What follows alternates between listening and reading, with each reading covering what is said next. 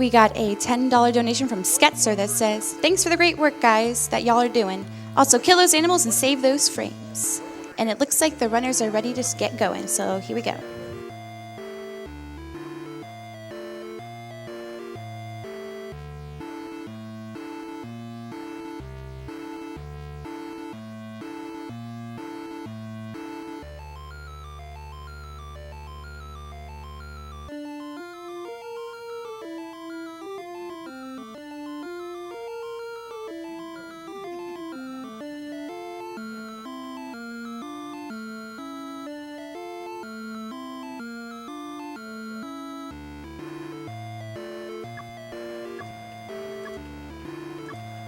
Hello everybody, welcome to Ironsword.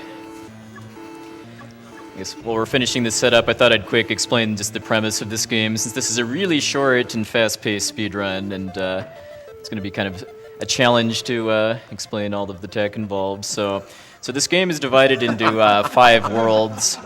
For the first 4, there's 2 halves to the world, basically. They need to find a golden object and give to an animal king in order to gain access to the second half. And then they're supposed to get a attack spell that lets them actually kill the boss, which is the first 4 are themed after the 4 elements. And then the final world has where Malkill, the final boss, is.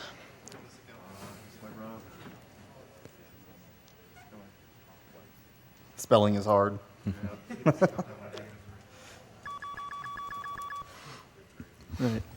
Right. Are we doing the countdown? Somebody have a microphone. Okay. Okay. All right, can you guys hear us? No. No? Okay. Yeah, we cannot hear you at all. What? We're counting you down back here. Oh, all right. Yeah, we can't. All right. Well, how about if he holds up the hand then? Right. Doing the fingers. There we Yeah. go.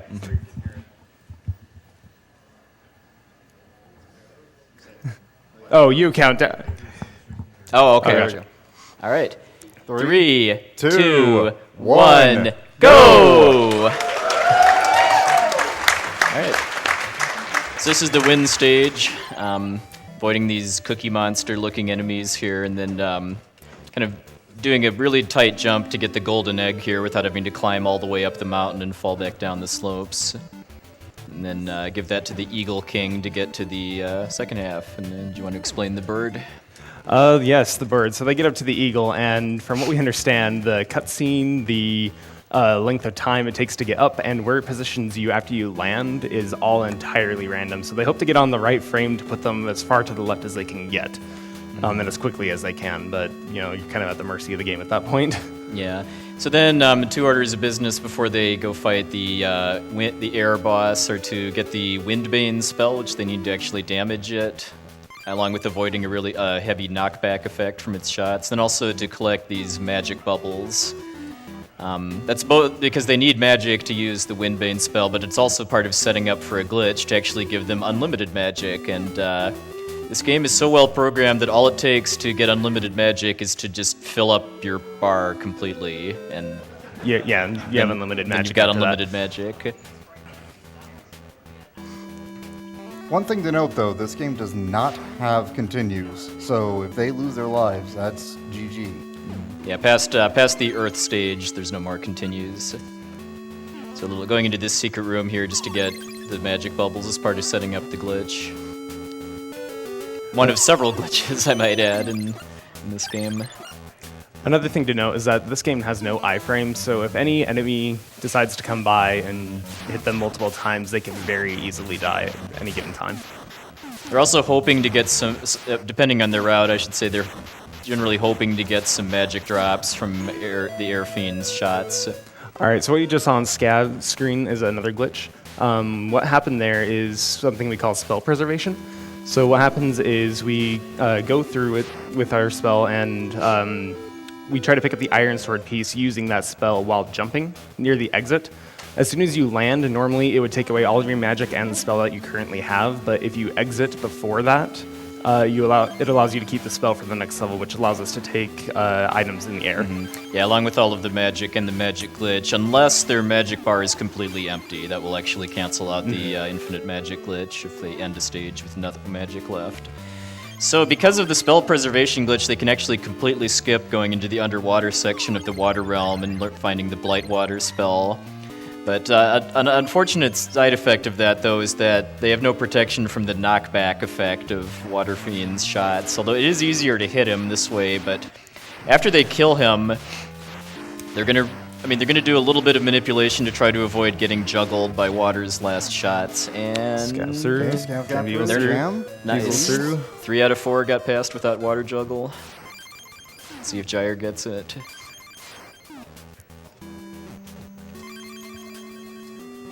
And all It's four close good. enough. Yeah, all right. he took a death, but he still made it without the juggle. I mean, that can take over a minute if it's a really bad one. So, going into the shop here. Oh, this game has a shop system, by the way, to buy the Silver Fleece spell, which you can use 3 times and makes you invincible to projectile attacks. And then they're also using the spell preservation glitch again to get the Golden Crown without having to do a bunch of sliding tunnel puzzle areas here. They do need to be careful not to be too close to the door when they collect the Golden Crown, or else that'll soft lock the game. Okay, so once they go into the second half of the Fire Realm, they do have to go get the Fire Smite spell now. They're not able to use the Windbane spell through the Preservation glitch to actually hit the Fire Fiend.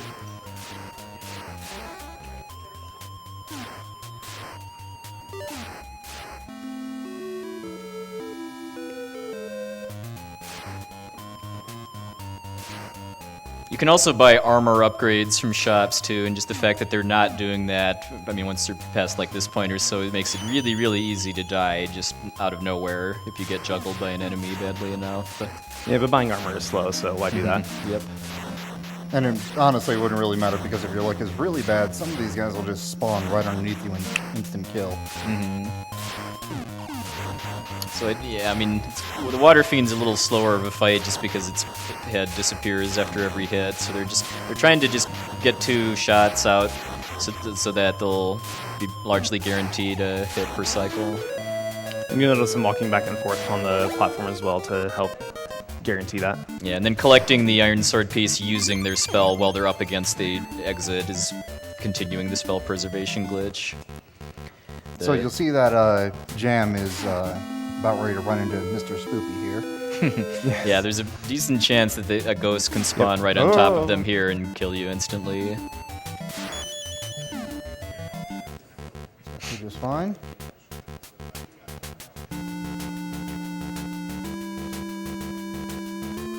Yeah, the Earth stage is largely done as intended. There isn't any like really big skip here, and then depending on how their live situation is, they might pop up to collect an extra one up there too. Just because once they're past this point, they're no longer able to continue. So Staff just fell down, so that's going to be about 15, 18 seconds right there to get it back up. yeah, and the final boss of this game is extremely difficult too. So they want as many lives as they can when they get there. Got the ghost And that juggle was a there. ghost juggle right there. There I is jump in here? yeah, there's also an alternate strat they can use to fight the Earth Fiend. It's a lot safer. If they're doing okay for lives and health, they'll be just casting the Silver Fleece spell and getting in his face. But Earth has a broken hitbox too, so you can just leave back to the entrance to the room, and you can actually still hit him for some reason. As you see, Feasel blue here, so he'll come back and he just hits him off screen instead. Yeah, because Earth's hitbox is still there even though you moved away. And then JamEvil did Oh, that is unfortunate. That's for unfortunate, Scav. yeah. But yeah, Jam did a glitch with collecting the final piece of the Ironsword with going into the menu at a certain point so that he was able to skip part of the fanfare for getting it. Oh, So getting out of Earth and into Icefire Mountain, the final world, is just a lot of platforming here. And seeing Scav die there just shows how brutal running this game is without any armor or anything. It's very, very difficult. and RNG can be really nasty. And I believe they were also trying to avoid hitting a certain chest during that climb too, and wasting a key. Because they need that key to get the 7 League boots in the first part of Icefire Mountain, which they are required. Yeah, it increases your both horizontal and vertical jumping distance, and that's just required to do the platforming to get to the final boss.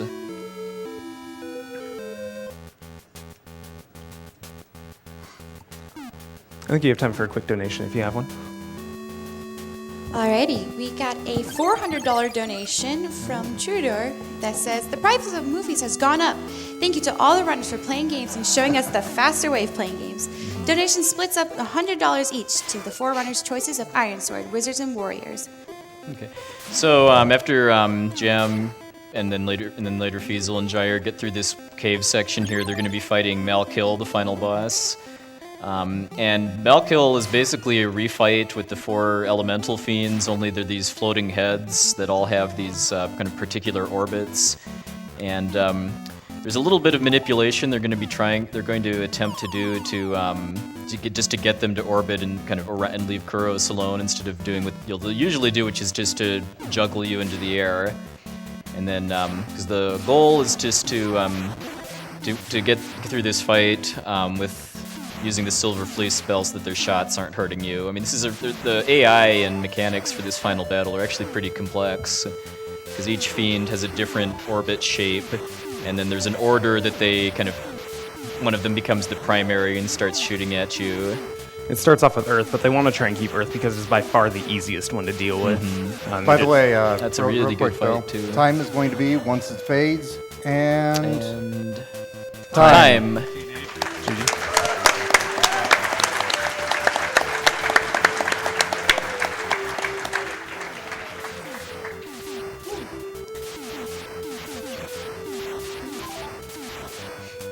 He's living a pretty good fight too. Because there's an order they're trying to kill them into to avoid the game skipping ahead in the sequence because of a glitch. So that makes it harder to keep the fight under control if that happens. Gyre is on his last life, so it's going to be really close. Oh, Feasel's about to finish here. Time. Time for Feasel. Well done. Joe should be okay. Ooh.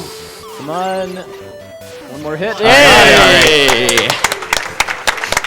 Time. I think Gyre got the quick kill too. Yep. All right, well done. Good race.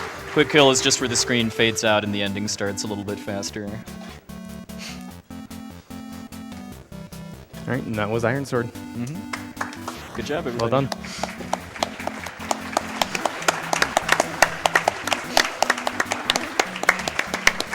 Alrighty, great job to those runners. Did a great job. We got a couple donations here. We got $50 from Rex Saucy that says, loving these obscure NES games. I remember this one from some old random non-Nintendo Power magazine I used to read for hours. Glad to see it in action after all these years. We got $50 from Hitcherland that says, really enjoying SGDQ. Please take my film's worth of money. Also, it always seems like the announcers are having a great time. We got $100 from Danny143 that says, I've been watching GDQ events for 3 years now, and I'm loving every minute of it. Great job to all the runners, readers, crew, and all the wonderful people that keep these events amazing. Donation goes to Reader's Choice.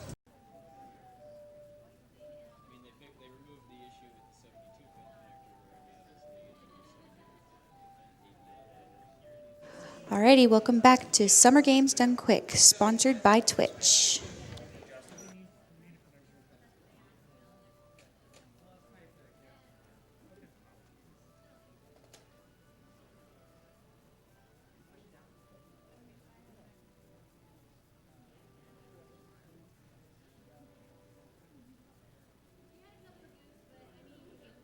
We got $100 from Anonymous that says, love seeing all the GDQs and great to see a good mix of classic games. Thanks to everyone for their time and skills.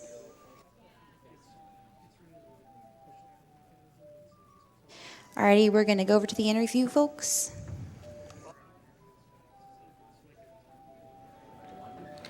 Hi, I'm Feasel. I'm here with the other runners from the Ironsword race. We've got Scavenger 216, Gyre, and JamEvil.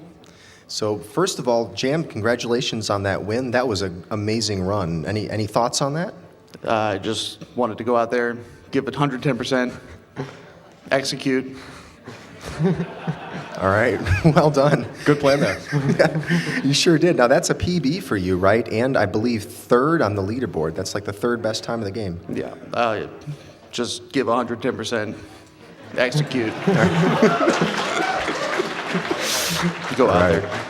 You sure did. And Gyre, let's see, you had the best PB of the four of us going into that race. Do you think that made much of a difference, or is the race sort of a different thing than a PB attempt? I mean, even though I had a 904 going in, that builds up some confidence, but this game is so random. Like, you saw how much variability there is in terms of the RNG for just which enemies appear. You could just instantly die from normal enemies, bad luck on magic drops. Like, there's as many good runs as bad runs on a typical day that you're going through this. I probably have more runs over 1030 than I do under 920. Right. Yeah, it is pretty random, which brings me to my question for you, Scavenger. No, I don't think anyone can blame you for what happened there. I mean, we all know what a brutal game it is, but I mean, were you expecting that level of trolling from the game? No, not at all. I mean, it's my fault for missing the jump and falling and having to go back around, but still, when two ghosts spawn right in my hitbox, there's really not much to do. Right. We had done a bunch of practice races ahead of time. They all tended to be pretty even, and with all of us finishing most of the time, this didn't seem like a race very similar to those. I mean, I don't know what it was, maybe the pressure. I saw, like, on mine at least, both Scav and I got really low on lives very early in the game, and because of how much randomness there is, you play a little bit panicked when that happens. You're just trying to be conservative, and that can sometimes cause you to make more mistakes just because you're really fidgeting with the controller, you're trying to make every single jump.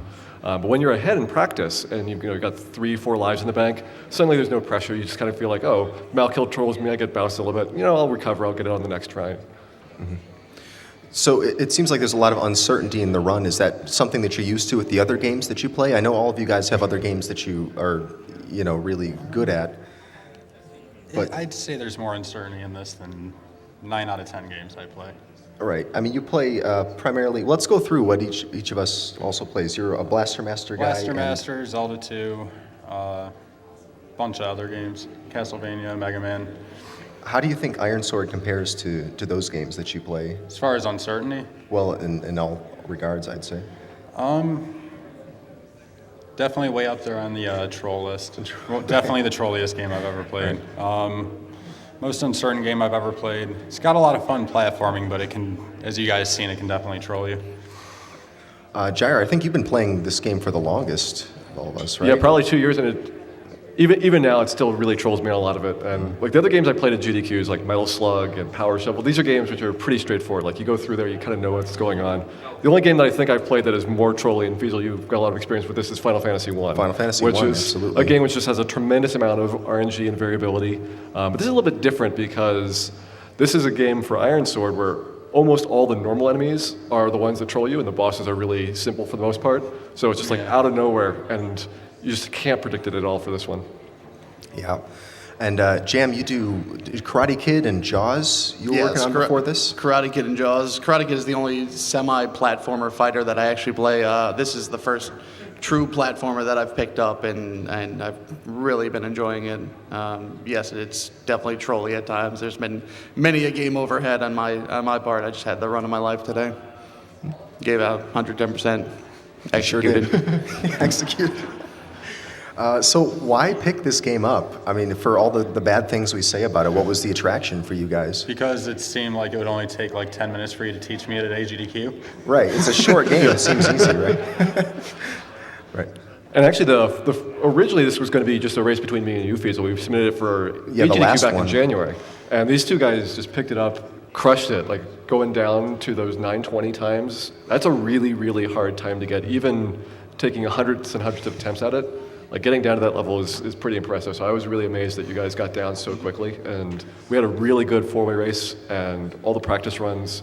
There's just some amazing races back there. Me and Jam were lucky to have the best teacher for that game. So Yeah, it was definitely an honor. shout outs to Feasel. Definitely an honor to sit over Feasel's shoulder and watch him play and learn how to beat him. Right, and beat me by like 40 seconds. Yeah, that was just great. Thank you for that. So what's the future of this game now? What's going to happen? Are we going to try to take down the #1 time? New route? What's going to happen here? Are you giving it up entirely? No. Okay. When I get home, I'm trying that new route. Yeah, my big surprise is that we haven't broken the game so far. This is a game which seems like there should be glitches, going out of bounds, breaking things, even more than just a magic glitch, which has been known for years. So, like, that seems like something that we should really be trying to go for is, can we just destroy this game? Like, completely revolutionize it, because as much as we've grinded on these attempts, like, it feels like there's something more out there. Right. Yeah, and if there's a glitch out there, we'll find it. All right. Okay, well, thanks for talking with me, guys. That was a great race. Thank you very much for racing and for talking. And coming up next, we've got Demon Sword. And so it looks like they're pretty much ready over there. We're going to throw it over to them.